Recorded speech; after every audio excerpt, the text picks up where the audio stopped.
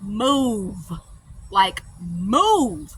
Pack up your things and move away. Did you know that that is actually one of the solutions that survivors and victims of religious trauma are given? Like, move away from the area, right? Healing cannot begin until you get out of the environment. Move away.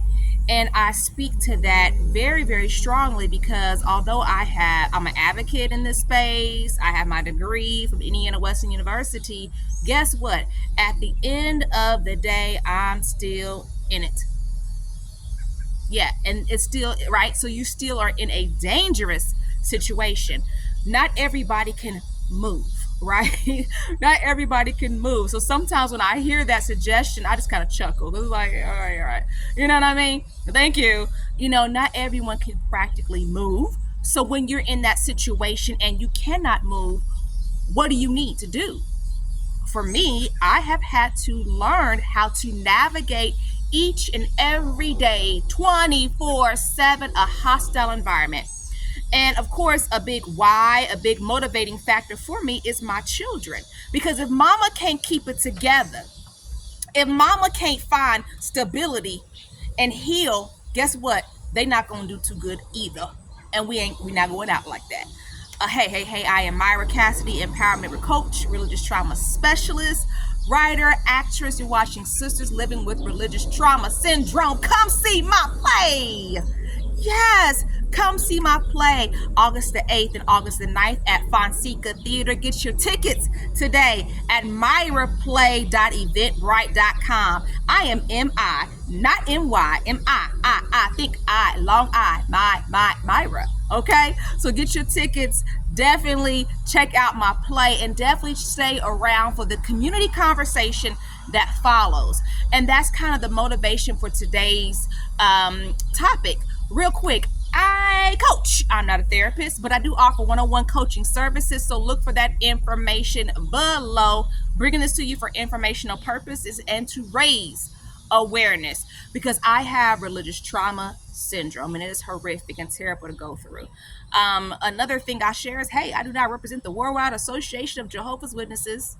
Yes, I'm still an active witness. I'm a PMO. And I would just say, watch more of my videos to learn about that and why I've chosen that pathway for me. Okay.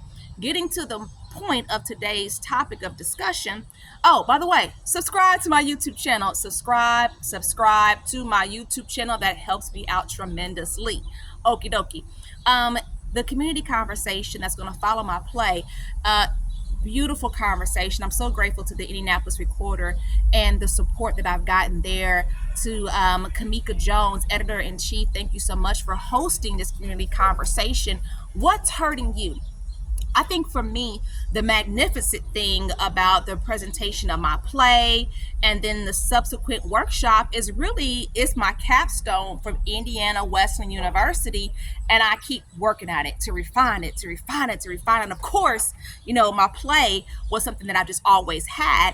And I use that to prove the point of my capstone. And then at that time, right, it was really just explaining how effective drama therapy is in the healing process. However, this community conversation afterwards is super, super important. If you are a mental health professional, you are local, please consider coming and checking it out. Right? This is about me using my journey to raise awareness and to teach and to explain.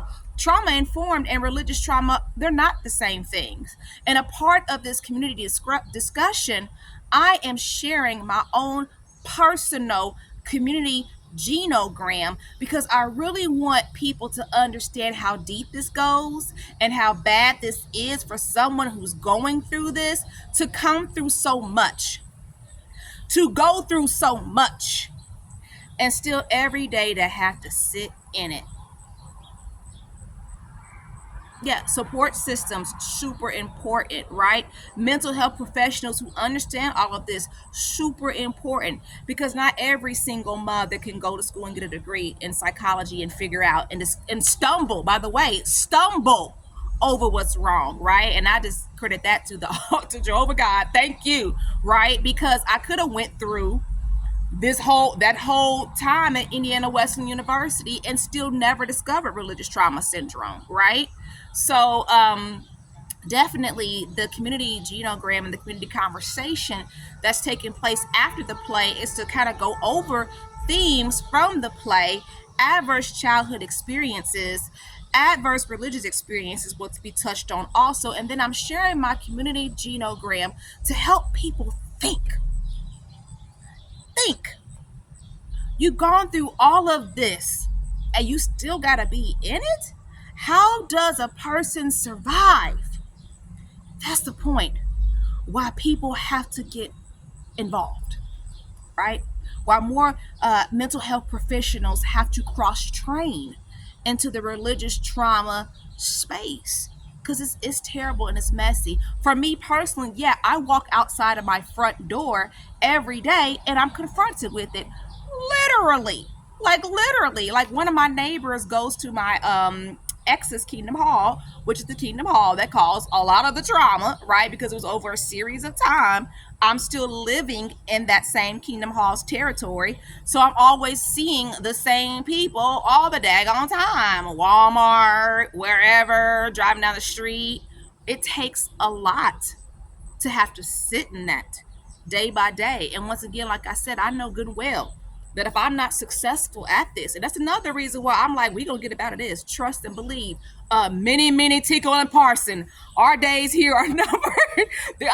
Babe, we getting up out of this because we deserve better, right? And we deserve to be able to reach our maximum health, right? Whatever is possible, we deserve the opportunity to reach that and to strive for that. So I'm not going to allow myself to continue to be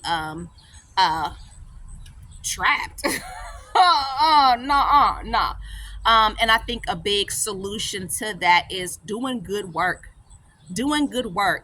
And getting up out of this is going to come along with doing good work. So I say all that to say, I hope you come check out my play August the 8th and 9th at Fonseca Theater. Let Mia tell it. Get your tickets, myraplay.eventbrite.com. All right. Thanks so much.